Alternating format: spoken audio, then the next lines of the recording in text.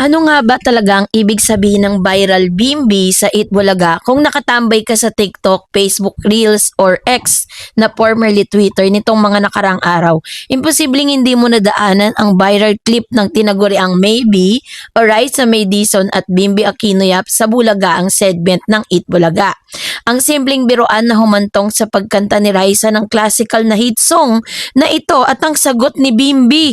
No, ano nga ba at bakit nag-iwan ng malaking kilig at chika sa buong pambansang Davercad? So ang kwentong yan ay pag-uusapan natin maya-maya lang. But before that, if you haven't subscribed yet to my YouTube channel, please don't forget to like, share, and subscribe at i-hit mo na rin ang notification bell for more showbiz updates. So bago tayo magpatuloy sa ating updates, let's watch this video clip.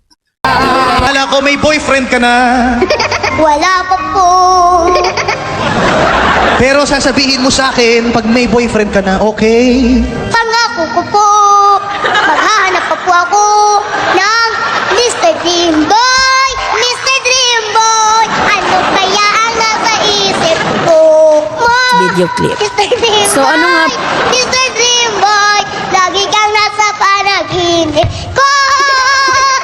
Tatay, huwag ka na umalis. O sige, hindi na ako aalis. Halika na dito. I love you, Tay. I love you too. Wow. Yay! Raisa, ako ba talaga dream boy mo? What? Muna tayo sa duwas. Brad, tanong na naman siya. Di ba wala naman siya? Uy, Mr. Tanong na naman siya. Mr. Dream Boy! Mr. Dream Boy! Ano ba ang iyong itulang? Mr. Dream Boy! Sana'y masabi ko sa'yo ang natatagong lihim ko. Ikaw lang Dream Boy ko. Dream Boy ko. Dream Boy ko. Raisa, halika na dito. Pwede ba i-recite mo kunyari spoken part of the song? Ang dami niyo po pinapagawa, ma'am. Sa kanila hindi niyo po pinagawa yan, ma'am. Teacher ako rito. Okay po. Yung isang line na gusto ko yun. Ano Sana'y po? masabi ko sa'yo. Sana'y masabi ko sa'yo, ang tinatagong lihim ko. Ikaw ang dream boy ko. Okay na, ma'am. Sinasabi mo ba sa kanya, no? Pinaulit lang sa'yo. Ikaw ba yan? May meaning ba yan? Galing sa puso mo. Oh, Galing sa puso? Kasi parang ni-recite mo lang eh. Sabi niyo po i-recite, ma'am. Hindi. Ang kanta ay para ka rin nakikipag-usap talaga. Pakita mo nga, ma. Pakita mo nga, ma. Pakita mo nga. Paano po ba? Sana'y masabi ko sa'yo. Ay, baby po. Ay, Hindi baby mo po. sabihin ko. Ayan, oh. Hindi naman siya. Request sa akin yung dalawa. Tikman niyo na. Ganun ha. With feelings. Okay po. Ano to, isasalin natin sa urian. Okay po. Bimbi, Yes. sana masabi ko sa'yo. Lulu, teka lang. Yung natatagong lihim ko. Ikaw ang Mr. Dream Boy ko. Okay na po. Ganda. Ganda naman. Oo. Dapat si Dream Boy may sagot. Ano masasabi mo? Actions speak louder than words. What? Mr. Dream Boy! Mr. Dream Boy! Ano kaya ang nasa isip ko? Mr. Dream Boy! Mr. Dream Boy. Thank you po, ma'am. Hindi na ako. Thank you po. Kinikilig Jennifer eh.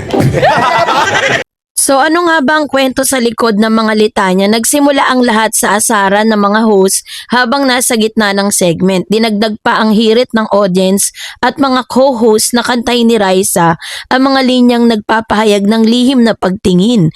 Ang sikat na mga linyang nagmula sa awiting Mr. Dream Boy na orihinal na inawit ni April Boy Regino na sanay magsabi ko sa'yo ang tinatanging, ito yung lyric sabi dyan.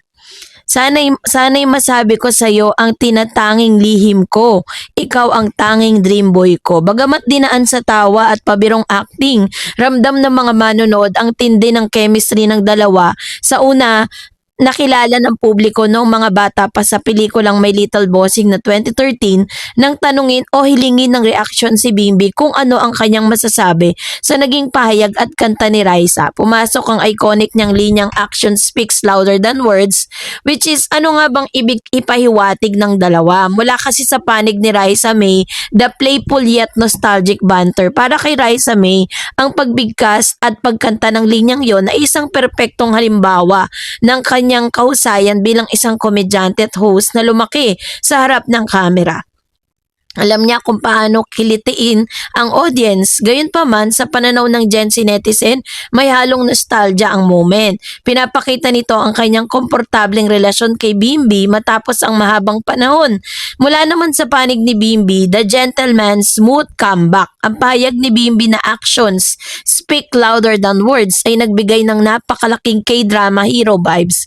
Sa halip na magbigay ng direkta, oo o hindi na umiiwas sa asaran, pinili ni Bimbi ang isang pahayag na nangangulugang hindi lang ang salita na susukat ang intensyon. Pinapahiwatig nito na ang anumang sabihin sa harap ng kamera, ang tunay na pagpapahalaga, paggalang at pagtingin ay nakikita sa kung paano mo tratuhin ang isang tao sa totoong buhay. Matured ang respectful, pinapakita rin nito ang kanyang pagiging charmer at magalang, katangian na madalas na napapansin sa kanyang mga nag-host sa Eat Bulaga. Bakit ganun na lamang kapatok sa Gen Z at millennial viewers? Kasi meron silang tinatawag na organic nostalgia. Matapos ang mahigit isang dekada mula nung sila po ay may Little Bossing, nakikita ng publiko ang paglaki ng dalawa mula sa child star patungo sa pagiging ganap na mga young adults. Unscripted magic tulad ng sikat na Aldab phenomenon noon ay ang kilig sa Maybe ay nagmula sa natural at hindi pilit na mga hirit. So yung sinasabi dito ni Bim na actions speak louder than words ay ginawa po siyang memeability. Ang hirit ni Bimbi ay mabilis na naging soundbite at caption ng mga TikTok edits kung saan ginawa ng fan-made videos ang bawat tingin, galaw ng dalawa habang nasa set. So, yung showbiz culture phenomena ng Maybe or Raisa May Dizon at Bimbi Aquino Yap ay hindi na bago sa industriya ng kulturang Pilipino. Ngunit mayroon tong natatanging katangian kung ikukumpara sa mga naunang sikat na love teams. Ang Maybe versus Aldab or Alden Richards at Maine Mendoza at ang pagkakatulad ay parehong isinilang sa pambansang tanghalian sa Eat Bulaga.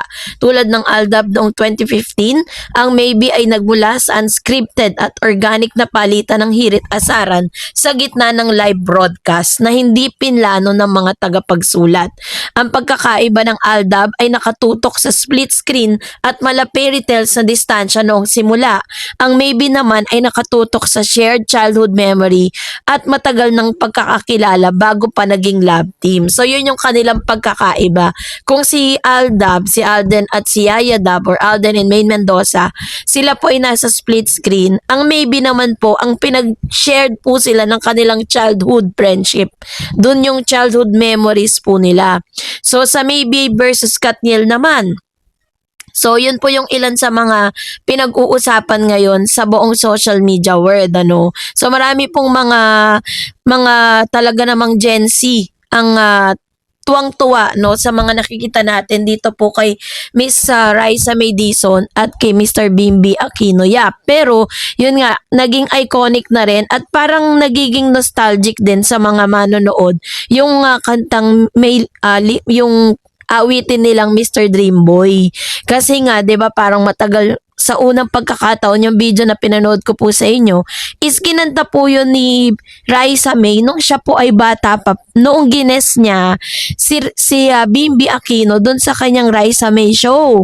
So nung ibinalik yun na talagang nagbabalik at talagang pinapakita nito na nagkaroon po ng sequel yung kanilang love team, ano, at yung kanilang pagsasama doon po sa kanilang My Little Bossing movie. Kaya naman hanggang sa ngayon ay talagang tinatangkilik at meron pa pong mga naglalabasang news na dahil po si Bimbi ay pumirma na, no, nakipag-usap na yung kanyang ina sa Cornerstone at sa ABS-CBN dahil nga parang mas isusulong, no, yung talent ni Bimbi sa pagkanta, ipapasok siya sa Cornerstone kung saan nandoon din po ang ilan sa mga singers ng ABS-CBN. So pinatunayan ng mga balita na inilabas ko po sa inyo na nagpapatuloy pa rin po, no, yung ugnayan ng ABS at ni Chris. Hindi naman po ibig sabihin na nasa TV5 ngayon si Bimbi ay talagang hindi na siya connected sa ABS-CBN. So So yun yung bagong journey. At ang bulong-bulungan, dahil nga po nagte-trending ito pong kanta na Mr. Dreamboy, nitong si Raisa May at saka si Bimbi, bubuhayin po sila, no, ng panibagong, parang magkakaroon, re-reinvent yung kantang ito ni Raisa at saka ni Bimbi. Baka ito na yung pinakakauna-una ang gagawin nila at katuparan dun sa mga request ng mga Maybe fans at Tribeam International na magkaroon sila ng music video na habang kinakanta nila tong Mr. Dreamboy. And I think this is really malaking proyekto po para kay Raisa at kay Bim.